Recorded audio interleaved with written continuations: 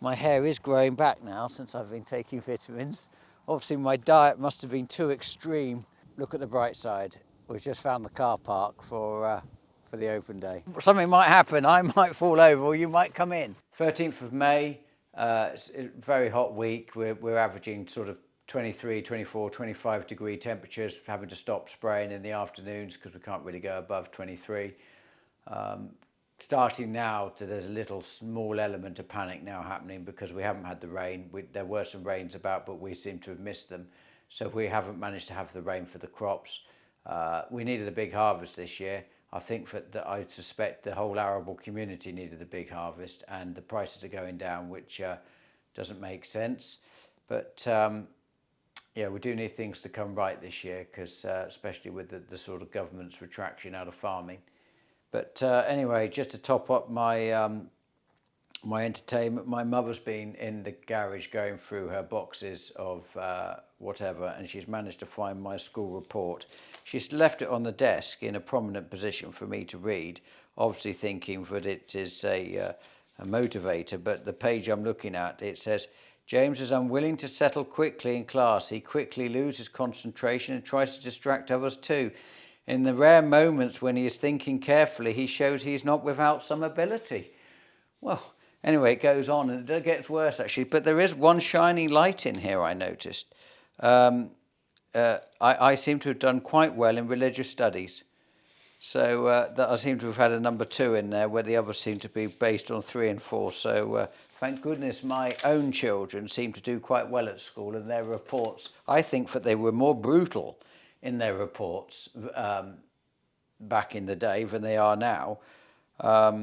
Yeah, some of these, well, obviously she kept them thinking that might need them one day, but it makes I'm very proud that my children seem to be doing well, and well, I knew I wasn't very good at school, but anyway, there we go. Just thinking about, as I'm walking down here to get an update on the spray store, for the sprayers will be moving into very shortly. Just thinking about school. I was one of the very last, I would imagine, that ended up having the meter ruler. I had the cane, I had the slipper. I think I had the slipper twice. Actually, the slipper's pretty hopeless. But the cane, I think I had the cane twice. Now that was a different punishment. And you know, you misbehave in class and whatever, and you get sent to the headmaster for a good thrashing. And when they send you straight back to the class, and at that point, you're not feeling so cocky anymore, because your eyes are all wet and you all sit down. And I think it was more embarrassing being sent back after a good hiding than it was actually having the hiding. But yeah, apparently they're not allowed to do that now. Mind you, it did teach you boundaries. You knew when to stop. That did teach you boundaries. So Tom's grass is doing well. It's starting to come. It's not fully there, but all the grass in the show field is completely, there's nothing. It just hasn't worked. Even though we're having this on permanently, here this has got to grow, but there we're using the slurry tanker, and unfortunately it hasn't worked at all. And they've been doing it once or twice a day, Sandy has, trying to get it to grow. I just don't think it can put the physical volume on. And we've missed the rain, and it's getting really dry now, like really dry. Almost to the point when you're thinking, oh no, not another 7 tonne a hectare a year. We don't want that problem. Not another low yielding year. Desperate for a big year, desperate. Anyway, so if you look around here, you can see that we've finished the concreting now, so the manholes are done. They're all done. They were putting the lids in earlier.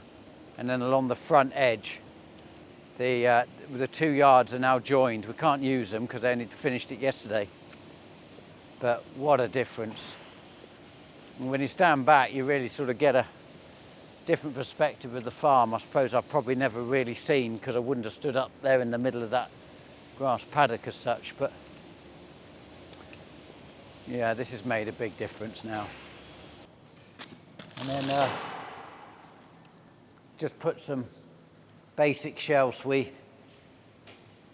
we found they're not ideal, not what I want, they're not in the right colour, but they'll do just for the minute, and then we'll have to, when we get a bit of spare time, we'll do something about them. Compactor's all in, so that's coming 2 days' time.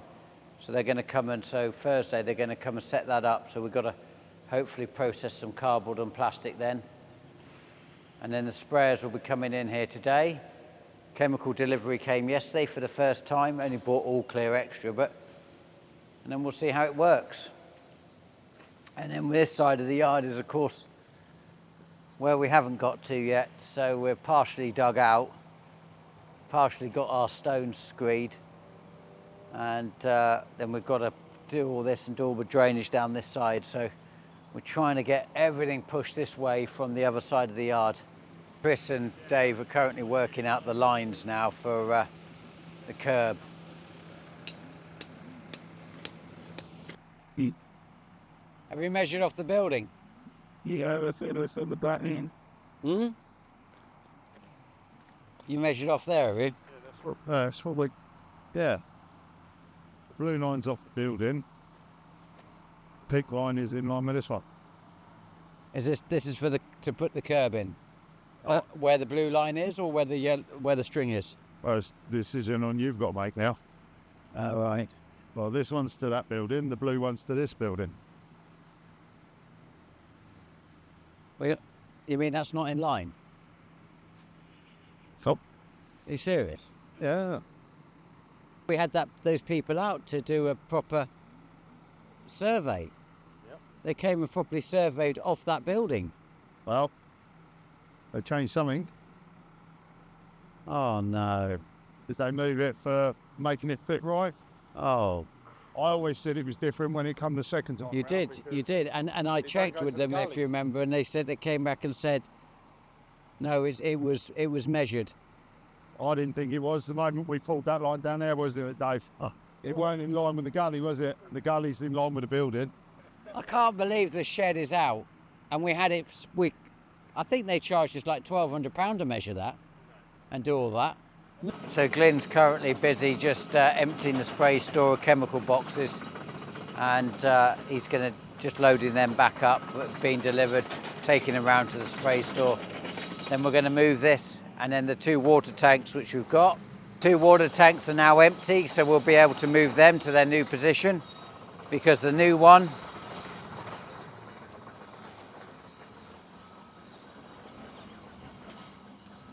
is here. That's plumbed up now, so Chris has got to make good the rings, etc.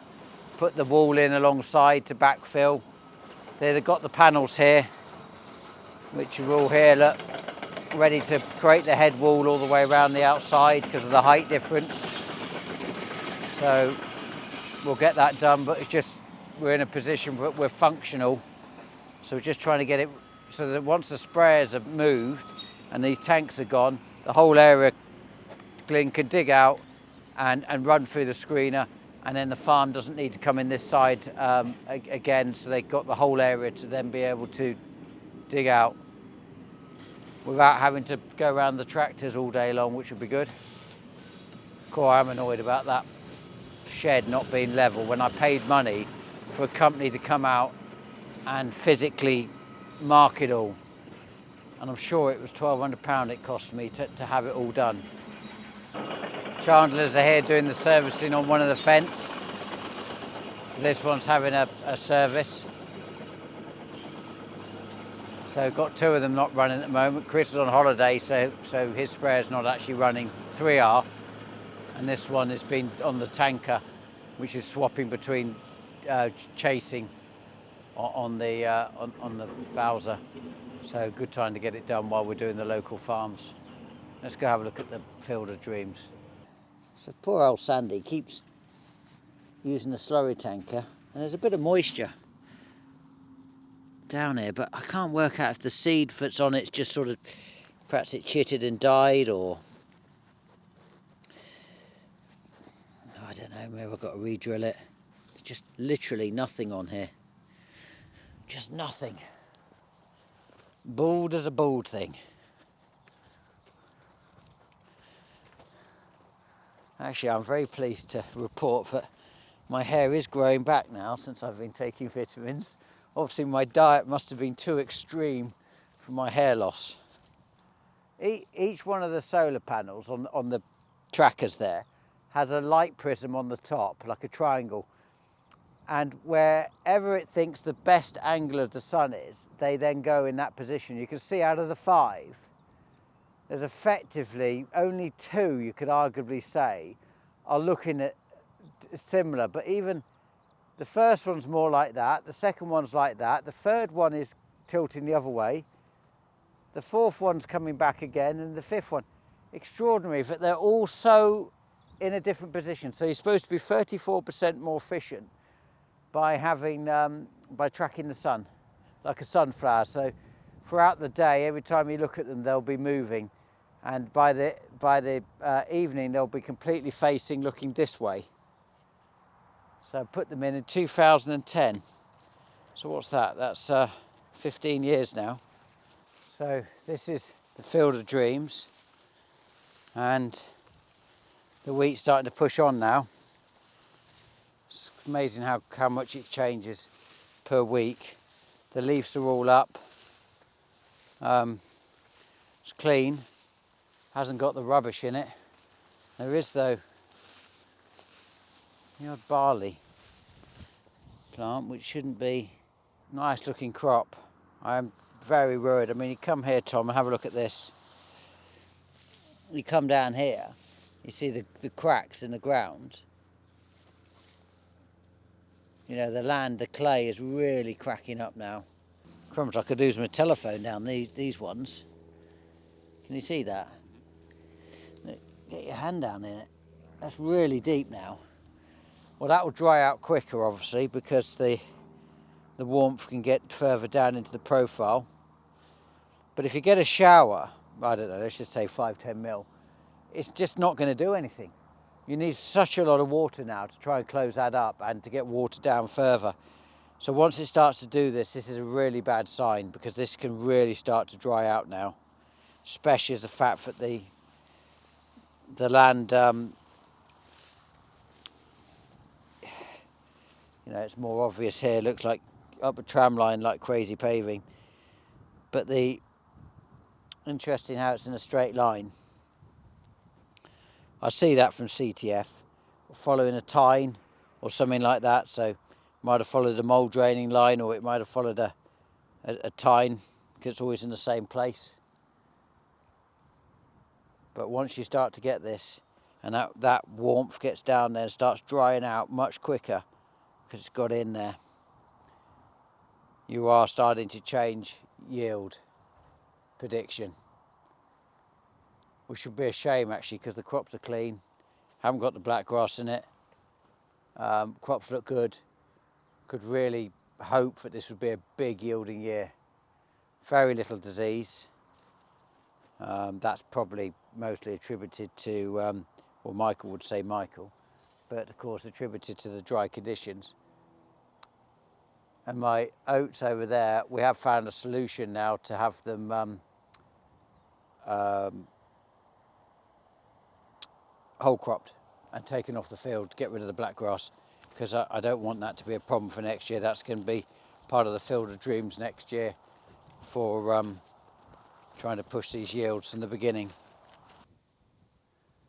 Yeah, that's actually worked, that weed wiper. That's extraordinary. When was that? That's a week today we did that. So that's had the weather's been hot, so that makes a big difference. But that means that within a week now and now the black grass is now starting to get taller. We predicted that there would be a point that the black grass would get above, and we'd have to go again. I sort of guessed 2 weeks, but maybe in another week's time we'll be able to take that out. But actually, I think what we're going to do is we're going to whole crop it. We're going to just take it off the farm, get it done, take the hit, and put it down as an experience. I don't want that problem seeding here for the future, especially when you got next door, you got no black grass at all. And you know, historically this field hasn't been a problem this would make a problem. That's what my experience has taught me years ago when we did Oated rape. And we had patches where, when we did autocast, for example, we had a bit of a 50-50 establishment. And we might get some patches where there was no rape and the black grass got in.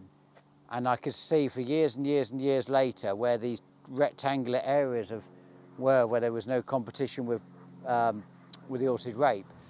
And the black grass got established and got seeded. And then for years afterwards, and we're talking like 10, 15 years later, you could see clearly these patches.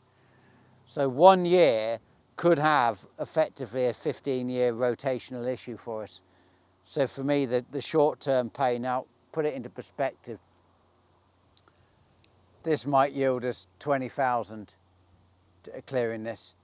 And I know to date I'll spend about 82,000 on it in terms of chemical. That's without rent or anything like that, just purely on, and without operational cost, but purely on cash out the bank as in fertiliser, chemical, etc.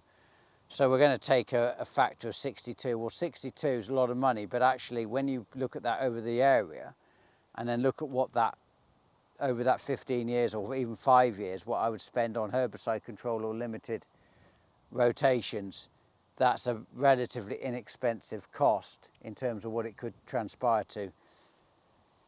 So I've got effectively 108 hectares here of a problem. I've got another problem somewhere else of about 32 hectares. So 140 hectares effectively of crop, which in my mind I'm thinking about whole cropping to cut it off and get rid of it. It allow us to do some operational work early, hopefully get some sewer sludge and things on, cultivated in, and try and turn that negative into a positive. I think it's if the old saying is your first loss is your best loss. There's a lot in that. There's a lot of truth in that. So that's the plan. I think 21st of May, which is about 13th today, isn't it? So it's about sort of 8 days, 9 days. We're going to be whole cropping this, and then we're going to come in with a forager. Well, actually, they're going to mow it first into rows. Then we'll come with the forager into trailers, into the yard, tipped up on the concrete yard, then loaded onto our lorries, taken to an AD plant for them to turn into silage. And at that point, you know, we'll get paid based on dry matter over the weighbridge. So it'll be interesting to see what that comes of that in 8-9 days' time. And look at the bright side. We've just found the car park for the open day. The funny thing about farming is that every year creates challenges, and there are always aspects of each year that you've got to make some decisions, you know, whatever they might be, which are going to have a knock-on effect financially or a knock-on effect for future years. I've toyed a lot about, you know, what to do with these fields as the problem's been sort of developing, getting worse. And I look back and think I should have sprayed it off back in October. Actually, just killed it then. And then I'd just gone and got some spring oat seed and then got it ready for the spring. That could have been choice number one when I first discovered we were developing a problem. I now look at the situation where I am now and think, well, you know, when you're toying with the 60,000 difference, the reality is, if you look at budgets of a year ago, the May last year, I sold wheat for £331 a tonne for August delivery for harvested last year. You struggle to get £180 a tonne for the same wheat today. So actually, when you look at the isolation of numbers, the market's completely moved against us, and currently there's so much oats in the ground, and a lot to do with the SFI option, where people are growing it and then claiming the SFI. Because the SFI's got cancelled, even with the announcement yesterday of the 9,300 maximum payment they're going to pay you, where you've got a 70,000, 80,000 pound application going in and they're going to pay you a max of 9,000, you're sort of at the point that time you pay for all the work and the application costs and everything you're going to do, it's not worth it. And it strikes me the government's only doing that because I think they realise that from the challenge of the NFU that actually what they did was effectively illegal. And, you know, going back to these oats, it is those sort of situations that bother you immensely. You know, we could have a low yielding year this year and low prices, and then I've got to pay to store it and everything, and you're going to end up in a worse position from what we're going to do now. And I'm convinced actually this is the right thing to do, however painful it's going to be. But I think long term, and we'll have a look in 6 months' time and see if it was the right decision or not. But it's all relative, isn't it, to the rotation and the area, etc. Because there's plenty of break crops, for example, which are, you know, technically lose money. You can have a fantastic bean crop, but actually bean price, and you look at that in relation to how the feed wheat price has gone and what's going to happen now with the feed wheat. If you've got 2 ethanol plants which are now going to be in competition from America and end up closing, 2 million tonnes of wheat suddenly got to find a new home, or at worst, at least 800,000 tonnes. Suddenly that's going to play a part in the market, was going to cause a problem. I'm currently stuck into milling wheat, but of course the relationship is that the milling wheat price is only on the back of the feed wheat plus a premium.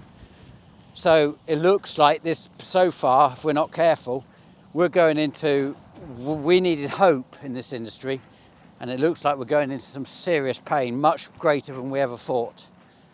Hopefully I'm wrong, and you know, suddenly there's a massive surge in prices and opportunities, but it'll be sort of interesting to see what happens. But you know, how are we going to make these businesses going forward with no subsidy, etc., actually be more resilient?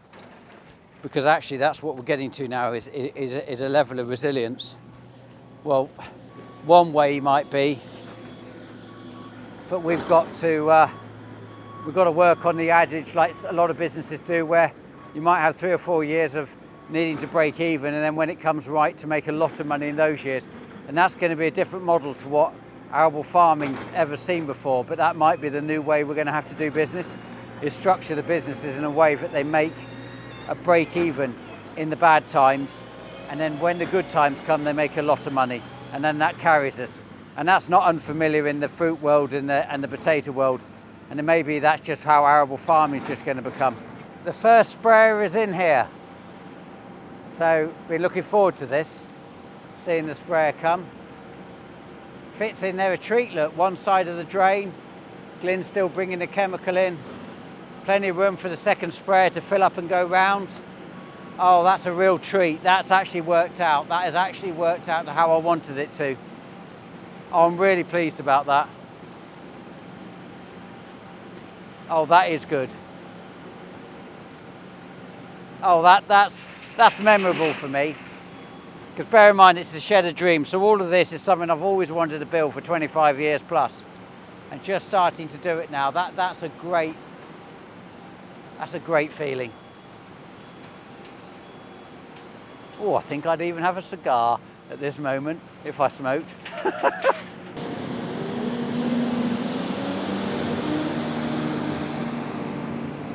Good old Sandy, first in. First one to go in the spray shed. They're having to reverse it at the moment because we haven't got the entrance at the back sorted, but oh, I am pleased about that. Oh, that's great. Oh, that's a tremendous satisfaction. Some people have hobbies. Farming and capital and infrastructure seems to be my hobby. I love building things like this. That's a real treat. That's a big step forward for the farm, having this sort of yard like this just for themselves, completely separated from the other parts of the business. Grain store will be happy because it means that they get left alone. They're not going to have suddenly turn up and find tractors all over the yard and mud and goodness knows what else. So we're starting to get the building side now into a corner here, and I was working with Sandy and Kieran yesterday when it was windy. We've got it hemmed into a corner now. We're going to get that cleared up hopefully in the next sort of 24 hours. And then Chris has been in the shed here. He's been siliconing the floors. So he does it on an air compressor with an applicator, but he's now put the silicone in the expansion joints. So that's principally finished this shed now.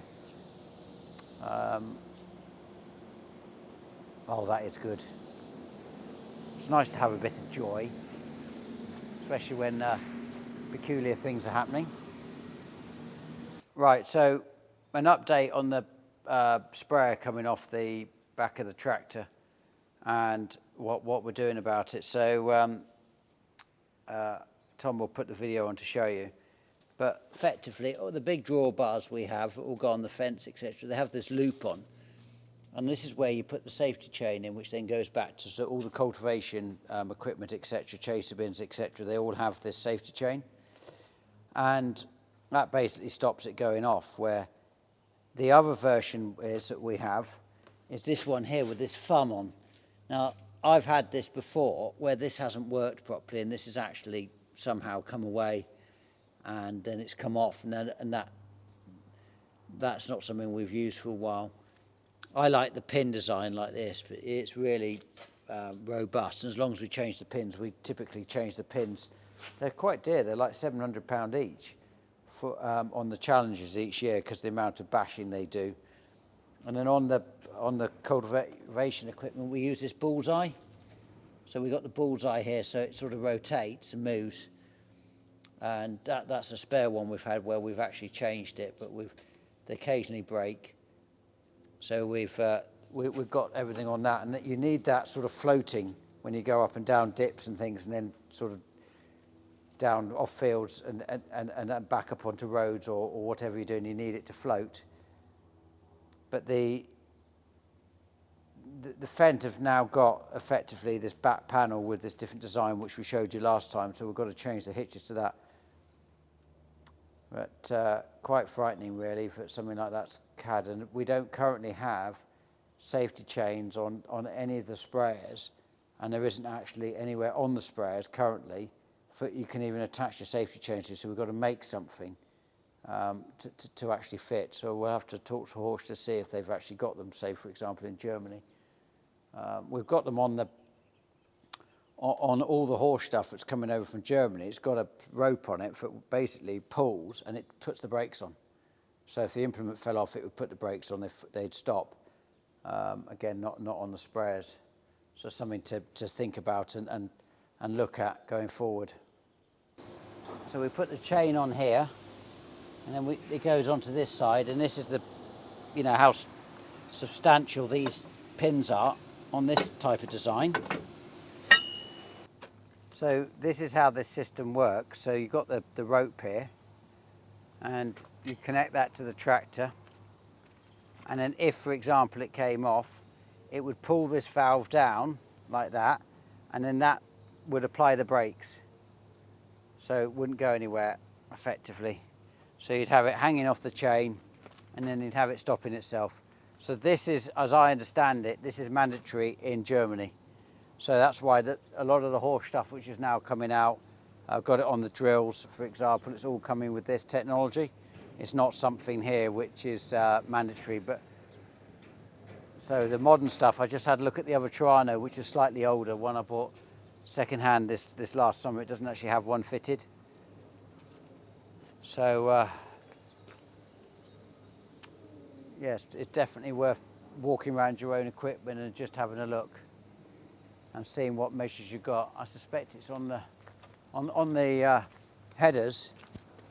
You've actually got just a wire, just like on an Eiffel Williams trailer, and it basically pulls the mechanical handbrake on off the wire there. So that's how these ones stop, and that works fine. I have had a header come off before, so as long as you've got the wire connected, and you have to have those on the Eiffel Williams, for example, and if you don't, actually it's an offence. That's a lot of tons going down the road if that doesn't stop. We've ordered a new cage, so we're waiting for that to come from Germany now, so we'll cut off the bent frame and weld a brand new one on. So it'll be like new, as if it never happened. But I think the thing about farming and accidents is it's about learning from them and what you're gonna do to protect it so it doesn't happen a second time. Because anybody who thinks that accidents don't happen is just not real. But it's actually what you're going to do to make sure that the next person is safe, or it doesn't happen again, or the road users are safe. So I think we'll have a bit of a purge on this before harvest. Right, so what Simon's done is he's got this pin in here, he's got the pin in there, so he's basically That's our bolt and braces, but the other design, I had a price, it came in today, £1,100, basically with the rubber stoppers on it. But these sprayers are going in a matter of months now. So we've run like this since about, I don't know, 2016, I think one of these sprayers is. So we're going to go with this, and then we won't have a trail sprayer, so I'm not going to buy these new hitches at £1,100 each. That's a lot of money for a hitch. But yeah, so I think we've got that sorted. You see, there's no actual position on these anywhere for a chain to go. We'd physically have to weld something, I think, on this main plate at the beginning here to put it on. I think it's something we'll reflect on, and we'll make a plan going forward. You can now see where they're washing the shed, and you can see the bits that you missed, so they'll go back over them. It's like a car, isn't it? And so they'll go back over these, getting the sheds washed. Actually looking a lot better. It's surprising how grimy the sheds get, because we're running the plant 24 hours a day, and you've got that dust coming out, and then obviously it settles on the sheds. The very nature, whether you're loading a lorry or whatever you're doing. And you know, I can see dust blowing in the yard from the dryness. And you know, some of it's the building dust as much as anything. You know, we're creating a lot of dust in that sense, and getting them washed. Actually, it's nice to see the shed starting to glisten again. Graham, did you start here in the end of October, or was it November when you started ditch digging? November. It was. You didn't come here in September, did you, while we got rained off? I was here in September. Oh, you were? Yeah. So you started in September, then we stopped to go drilling. Yep. And then I came back in November. And then you came back in November, so you've been in September, November, December, January, February, March, April, and now we're in May. Yep. Crumbs. Yep. But you've done every ditch on the whole farm. Yep. So 2,200 acres, all the ditches are done. Yes. Some of them 30 plus years since they were done.